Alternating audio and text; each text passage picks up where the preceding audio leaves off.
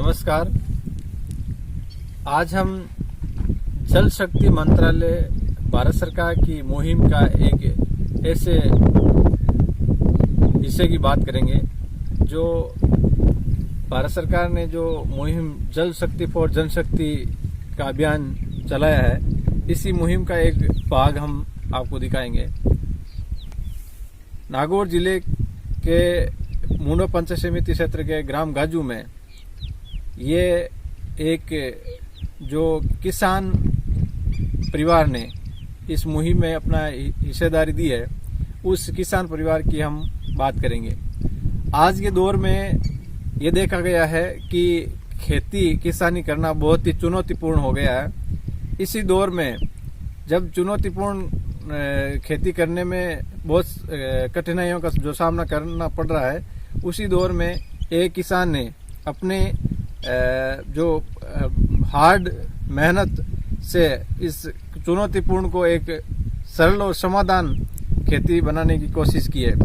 आज के दौर में जो हम राजस्थान के परिप्रेक्ष्य में बात करें तो राजस्थान में वैसे ही भूमि का जल स्तर बहुत ही कम है और गहराई में है, और वो भी जो गहराई में पानी है उसकी लवणीयता और सारिता बहुत ज्यादा है, जिसके कारण ये देखा गया है कि खेती में बहुत ही कहने का जो पानी की जो नितांत कमी है, जिसके कारण सिंचाई पर्याप्त रूप से नहीं हो पा रही है। और खेती किसानी करने वाले जो किसान भाई हैं वो मानसून पर निर्भर रहते हैं। आज के दौर में ये देखा गया है कि एक तो बेमौसम बारिश होना, अकाल, बेमौसम बारिश के कारण ओले गिरना या सूखा, या जो मानसून की जो कहने का मानसून की देरी और मानसून का कम होना, जिसके कारण खेती करने वाले किसान भाइयों को बहुत ही चुनौतियों का जो सामना करना पड़ रहा है। इसी चुनौती को पार पाने के लिए एक किसान जो ग्राम गाजू का है, उस किसान ने एक नवाचार अपनाया है। इस नवाचार के दौर में उन्होंने जल शक्ति फॉर जनशक्ति के रूप में एक जो खेत में बड़े डिग्गी का निर्माण कराया है। ये डिग्गी लगभग 200 फीट बाई 200 लंबाई चौड़ाई है और 10-15 फीट गहराई है। और इस डिग्गी के निर्माण में लागत लगभग 10 से 12 लाख आई है। और ये जो खेत में जो तलई की में बनाया गया डिग्गी, उस डिग्गी में फायदा ये है कि जो जल संरक्षण की हम बात करते हैं, वो जल संरक्षण देखने को यहाँ मिलता है। जो बारिश के समय जो पानी यहाँ पर इकट्ठा होता है, उस बारिश के पानी को इकट्ठा करके इसमें खेती की जा रही है, वो पंपिंग सेट लगाकर। और यहाँ पर जो नकदी फसलें हैं, उस नकदी फसलों को यानी कहने का जीरे की खेती है, या जो सब्जी जो या आपके सौंफ की खेती है, ये खेती बहुत ही कम लागत में बहुत अच्छी तरीके से की जा सकती है। उन्होंने ये दिखाया है।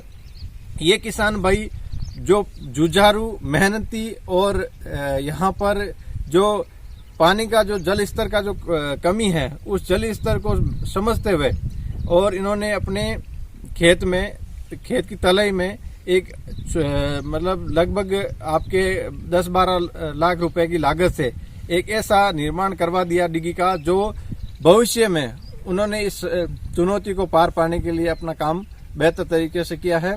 और इसी के दौर को ध्यान में रखते हुए दूसरे किसान भाई भी इससे प्रेरित हो रहे हैं। इसी को हम संदर्भ में देखें तो जल शक्ति मंत्रालय का जो जल शक्ति फॉर जनशक्ति है, उसमें हम कह सकते हैं कि बूंद बूंद को किस प्रकार से सहेजना है। उसी के दौर में इन्होंने एक ये भी किया है इसमें नवाचार कि जो यहाँ पर गोभी जो या आपके जीरे की खेती है, या जो फसल इन्होंने बोई है, इस फसल में ड्रिप इरिगेशन और ड्रिप सिंचाई से इसकी व्यवस्था की है, जो बूंद बूंद जो पानी को सहज कर और कम से कम पानी में अच्छी से अच्छी पैदावार ली जा सकती है। और एक जैविक खेती के रूप में भी इन्होंने नवाचार किया है, जो हम आज के दौर में कहने का किसान भाइयों के लिए चुनौतीपूर्ण है, उस चुनौती को पार पा लिया है। तो रहीम दास जी ने बहुत ही कुछ अच्छी चीजें लिखी थी कि रहीमन पानी राखिए, यानी पानी को इस प्रकार से रखना है कि बूंद बूंद पानी को किस प्रकार से महत्व को समझना है। इस अगर महत्व को समझेंगे तो आगे आने वाले भविष्य में इस समस्या से समाधान पा सकते हैं। जय हिंद, जय भारत। नमस्कार। आज हम जल शक्ति पर जनशक्ति के मुहिम के जो नवाचार में जो किसान भाई जिन्होंने काम किया है उनका परिचय करवाते हैं आपको। सर, आपका नाम? बीकाराम। सर, आपने जो यहाँ पर जो नवाचार किया है, जो भूमिगत जल स्तर की कमी हुई है उसमें जो नवाचार किया है, आपने क्या काम किया अभी जो वर्तमान में? ये एक पॉन्ड बनाया उद्यान विभाग की तरफ से 50 बाई 50 मीटर का, और उससे ये बूंद बूंद लगा कर गोभी की सिंचाई की है, कॉन्टैक्ट फार्मिंग की। अच्छा, आपने जो कॉन्टैक्ट फार्मिंग से यानी बूंद बूंद सिंचाई की है, जो गोभी का जो आपने फार्म लगाया है, उससे क्या फायदा हुआ है? क्या पहली बात तो आप चुनौती बताओ, इसमें क्या क्या आपको चुनौतियों का सामना करना पड़ा? जैसे ये बूंद बूंद लगाई और इसमें पानी की एक तो बचत भी हुई है और फसल भी अच्छी हुई है, खाद भी कम लगा है। आपने अभी इसका जो फायदा बताया कि एक तो पानी का सदुपयोग हुआ है, दूसरी बात है बूंद बूंद से मृदा का उपजाऊपन हुआ। सबसे पहले आपके यहाँ जो भूमिगत जल स्तर जो कम हुआ है उससे क्या आपको नुकसान हुआ है क्या? यानी जो कुएं का या नलकूप का जो पानी था वो कम हुआ, तो आपने क्या सोचा, क्या दिमाग में आया आपके? ये उद्यान विभाग की तरफ से पार्लर पानी, मीठा पानी इकट्ठा करने का पॉन्ड बनवाया और उसका पानी का यहाँ गोभी में उपयोग किया।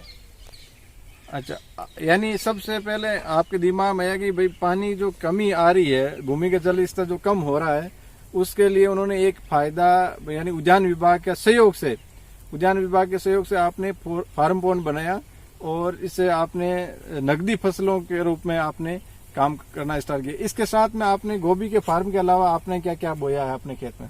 जैसे जीरा लगाया है 30-40 बीघों में, और इसबगोल लगाया 20 बीघों में, और ये 5 बीघों में गोभी है। फसल बहुत अच्छी है सभी। तो यानी किसान भाई इससे आपसे प्रेरणा ले, तो आप क्या कहना चाहेंगे कि जो फार्म पॉन्ड है, जो डिगी का निर्माण है, वो आपके पहले तो आप थोड़ा बहुत इसके बारे में विस्तार से बताइए, लागत कितनी लगभग आएगी, क्या क्या आपको उसमें खर्च करना पड़ेगा और किस प्रकार से अपन काम कर सकते हैं उसमें डिगी निर्माण में? जैसे ये उद्यान विभाग की तरफ से फार्म लगता है, इसको पहले ऑनलाइन कर देते हैं, फिर वे उद्यान विभाग वाले आते हैं, वे बता देते हैं कि भाई यहाँ को आप डिगी का निर्माण करो, और अनुदान के लिए वे 5 लाख रुपया स्वीकृत कर देते हैं, और अपने आप किसान खुद आपके स्तर पे उसको बनाओ, और इसको खोद के प्लास्टिक शीट लगती है वो कंपनी वाले लगा देते हैं, और इसमें लगभग खर्चा 7.5-8 लाख आता है। 5 लाख सरकार दे देती है, 2-3 लाख रुपए किसान का लगता है, और इसका फायदा तो बहुत है। तो आपने जो ड्रिप के साथ इरिगेशन जो फुहारा आजकल आ रहे हैं पाइप, उससे भी जीरे की खेती की है।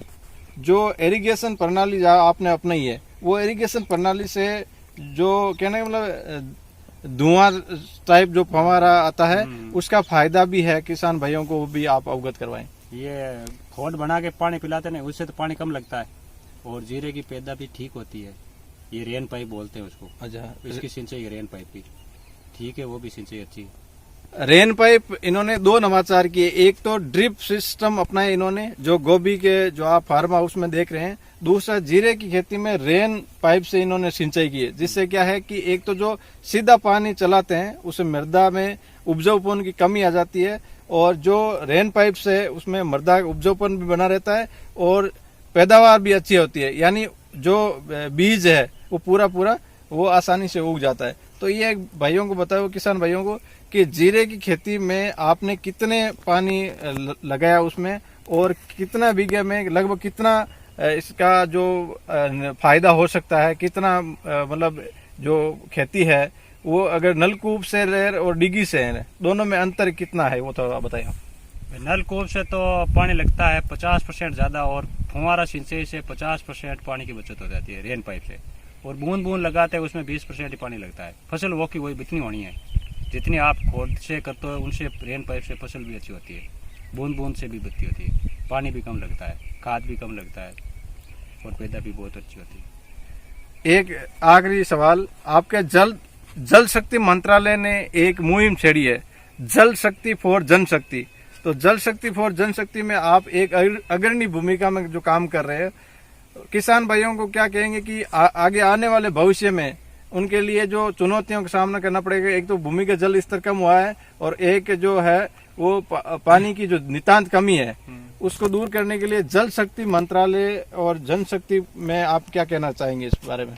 जल शक्ति ये जल इकट्ठा करते हैं ना पानी का, ये ट्यूबवेल से भी पानी भी मीठा पानी है, ट्यूबवेल का पानी भी भारी पानी है और इसका इकट्ठा करने से इसकी 50 भी कम सिंचाई हो जाती है, बिजली का बिल भी कम आता है और फसल भी अच्छी होती है। धन्यवाद। आपने बहुत ही अनुपयोगी जो चीजें थी उपयोगी बनाकर, जो यानी कि अनुपयोगी मतलब है जमीन काफी समय से इनके थी पर उनको उपयोग लेने के लिए उन्होंने क्या किया, ड्रिप सिंचाई अपनाई और रेन फॉर अपनाया, जो उपयोगी बना दिया। जल शक्ति मंत्रालय का जो एक मुहिम है, ये किसान भाई जो भिकाराम जी है वो बहुत ही अच्छी तरीके से आपको अवगत करवाया है। इसके लिए आप कहने का मतलब राजस्थान के परिप्रेक्ष्य में ये एक प्रगतिशील किसान के रूप में उभरे हैं।